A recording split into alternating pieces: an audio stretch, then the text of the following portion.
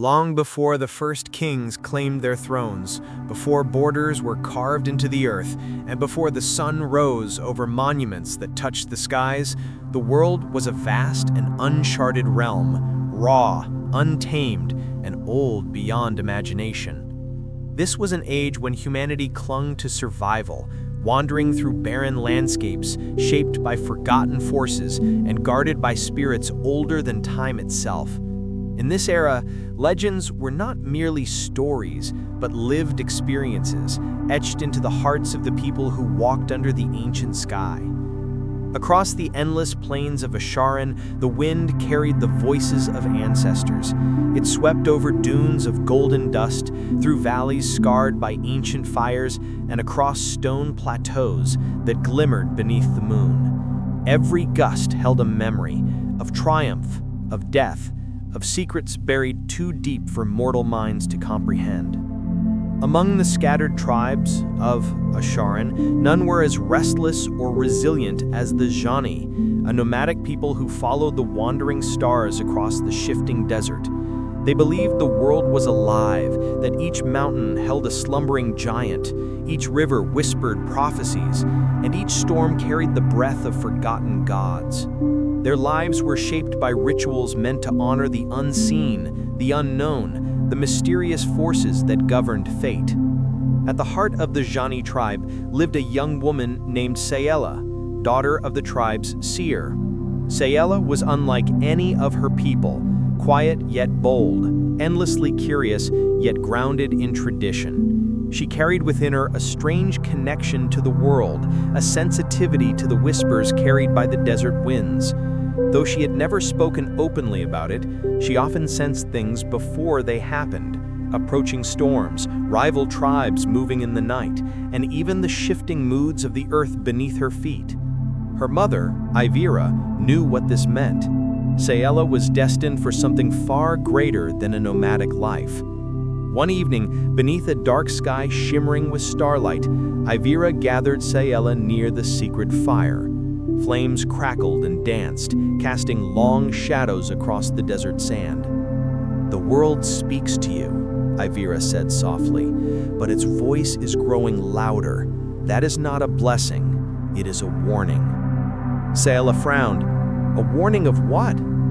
"Change," Ivira whispered. "Change that will reshape the earth." But before Sayela could ask more, the wind shifted suddenly, carrying with it a deep rumble that rolled across the plains. The ground trembled, and the world changed. Far to the east, beyond crumbling cliffs and forgotten ravines, an ancient structure had awakened.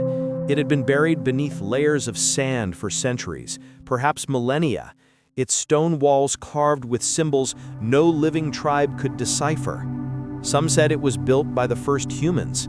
Others believed it was created by the gods themselves. Tonight, its sealed doors cracked open. A faint, pulsating glow escaped through the ancient fissure, illuminating glyphs shaped like swirling storms and rising suns. The air around it hummed with lost energy. For the first time in ages, the world stirred with ancient memory. The Jani tribe felt the shift immediately. Their animals grew restless, children cried in their sleep, elders gathered anxiously around the fire, muttering prayers meant to ward off danger.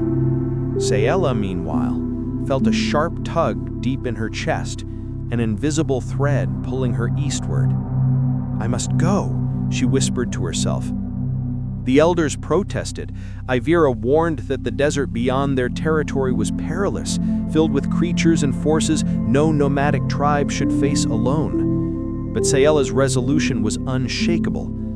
"The world calls me," she insisted. "If I don't answer, who will?" Eventually, Ivira nodded, tears glistening in her eyes. "Then you must go, my child, and may the spirits walk beside you." Thus, Sayela began her journey into the unknown. Her path was harsh. Days scorched her skin under merciless sunlight.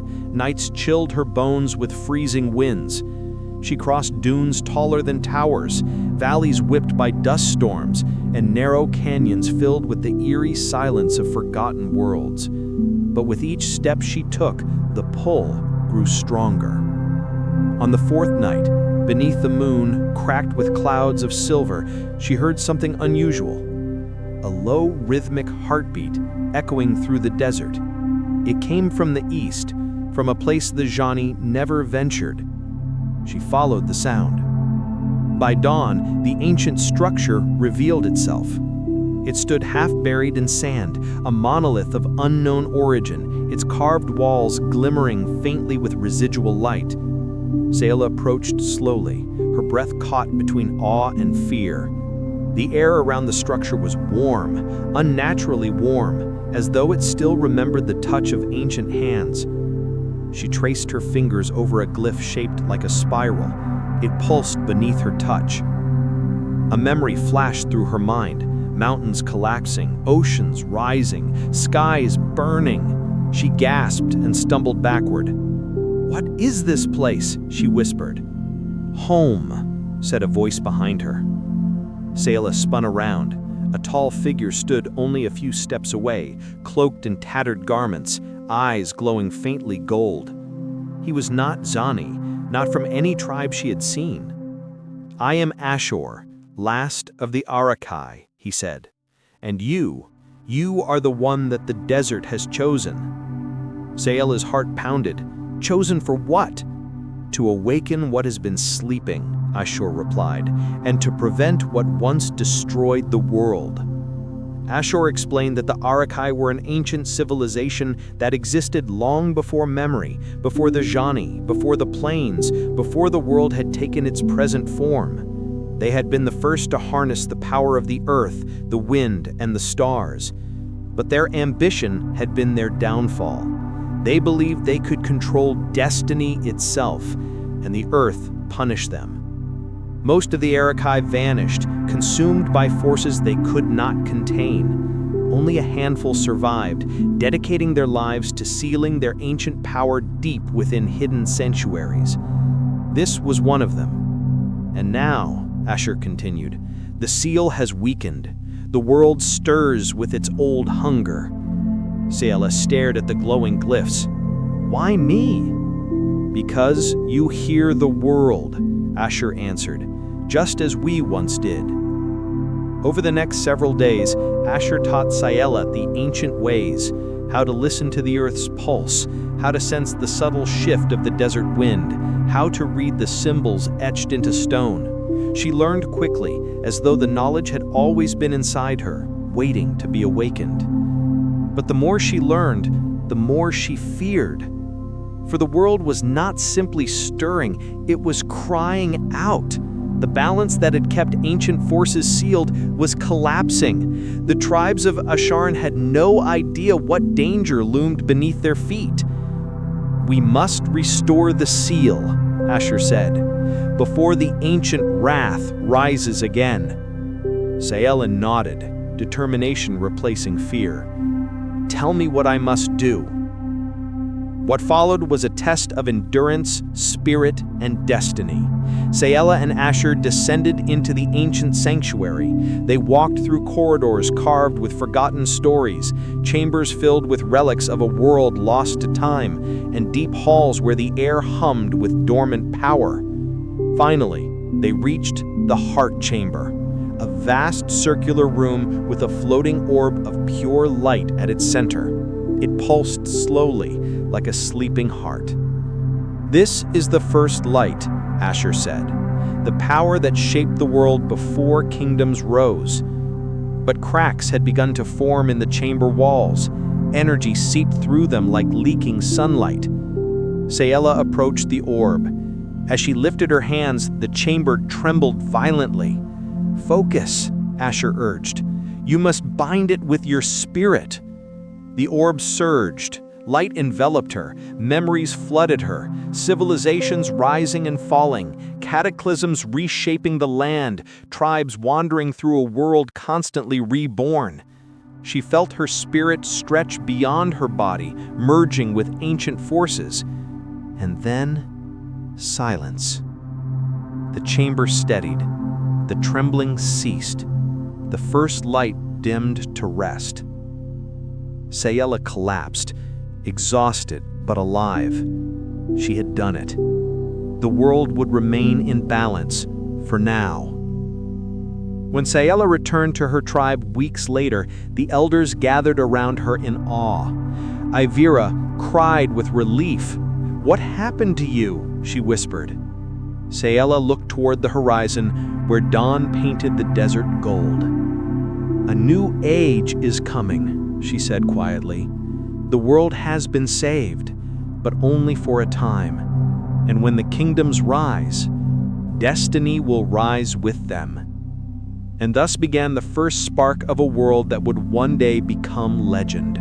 A world carved from dust, guarded by spirits, and shaped by the courage of those who listened to the ancient echoes of the earth. The unification of the scattered tribes was the greatest miracle the ancient world had ever witnessed, though few understood the cost at the time. What had once been a land divided by blood feuds, wandering clans, and ancient rivalries now began to beat with a single heart, a newborn empire forged through ambition, sacrifice, and a leader who refused to accept the chaos of his age. Arcane I, once a war-scarred chieftain, rose above the ashes of conflict to shape a destiny grander than any tribe had ever imagined. The empire's capital, Damir, stood as the symbol of this new age. Its stone walls, carved with spiraling celestial markings, towered proudly beneath the sun. Markets overflowed with traders from every corner of the land, each bearing the colors of their old tribes, but united by the promise of something greater. The air itself felt thick with destiny. To the common people, Damir was a miracle. To the nobles, it was a battlefield fought with whispers instead of swords. For an empire this young, unity was fragile, and ambition spread through the palace halls like wildfire waiting for the perfect spark. Arcane soon realized the throne granted him more burdens than glory. The tribes had bowed to his strength, but bending their hearts was another matter. Many still clung to the spirits of the mountains or the gods of their ancestors, refusing to accept the authority of the eternal flame, the sacred symbol of Arcane's rule. The priests of the eternal flame insisted the empire's destiny was divinely ordained, that Arcane had been chosen by fate. Their influence grew with each passing day, but so did fear among those who saw the flame not as salvation, but as an omen of a coming imbalance. Among the priests, none was more powerful or more mysterious than High Oracle Seraphine. Draped always in flowing silver cloth, her face hidden behind intricate veils, she moved like a whisper of moonlight through the palace. She claimed to read the will of ancient forces, interpreting visions from relics older than any living memory.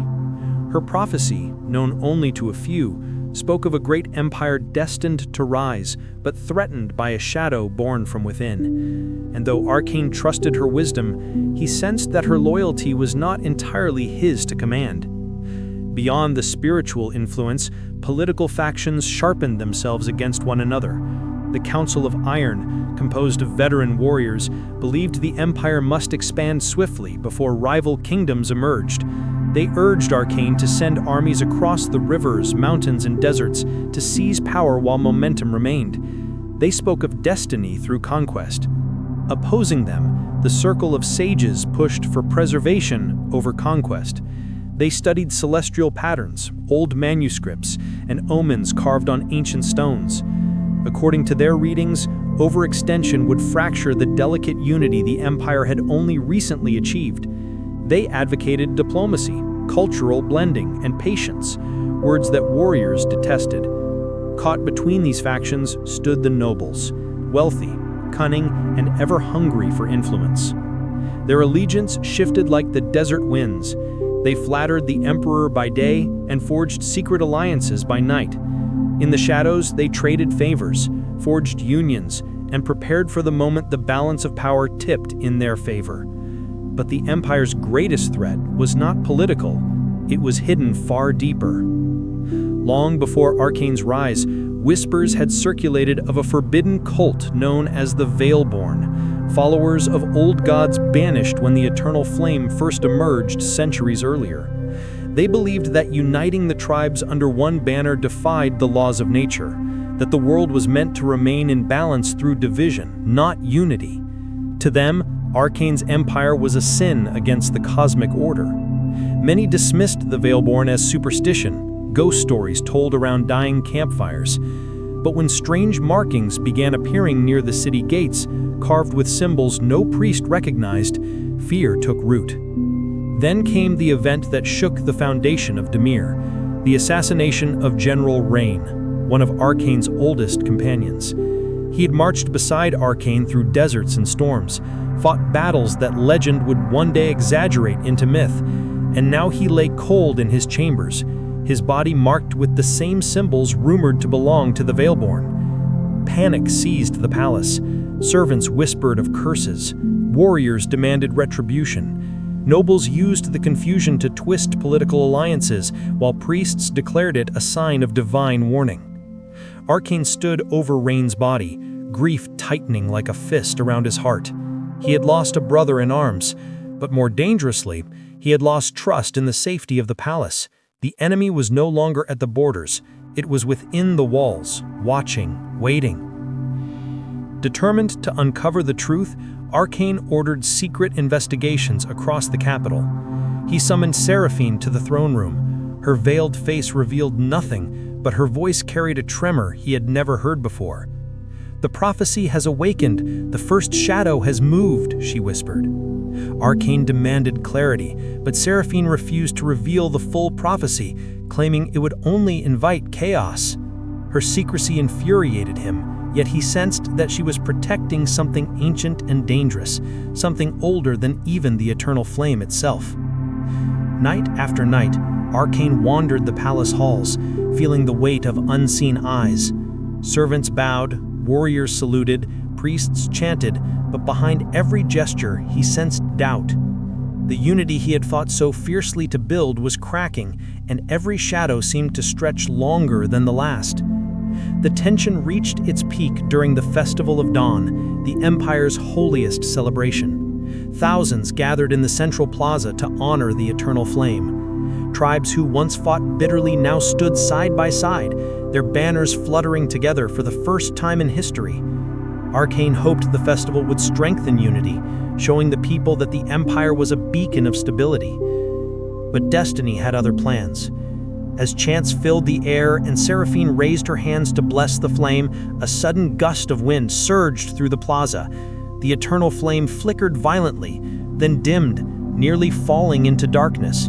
A cry of terror rippled through the crowd. Mothers clutched their children, warriors reached for their blades. The priests fell to their knees, trembling, for the eternal flame had never faltered before. Seraphine rushed to the altar, chanting ancient prayers in a desperate attempt to steady the flame. Slowly, it regained its light, but its glow was weaker, trembling like a dying heartbeat. The crowd watched in stunned silence. Rumors spread like wildfire. Was it a sign of divine anger? Had the Veilborn grown stronger? Was the Empire's fate already sealed? Arcane saw fear in every face around him. The unity he had built teetered on the edge of collapse.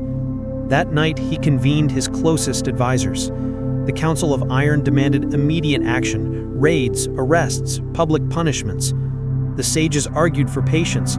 The priests warned that the flame would flicker again if the prophecy remained ignored. Arcane listened, but his thoughts drifted to Seraphine, who seemed haunted by visions she refused to share. Later, when the moon stood high, Seraphine sought Arcane and his private chambers. Her voice trembled. "There is something you must know," she said. "The traitor the prophecy speaks of will rise from within the Empire's heart, someone close, someone trusted." Arcane felt coldness spread through him. He had fought wars, survived ambushes, and conquered tribes, but nothing had prepared him for the possibility that the Empire's downfall might come from someone who walked beside him.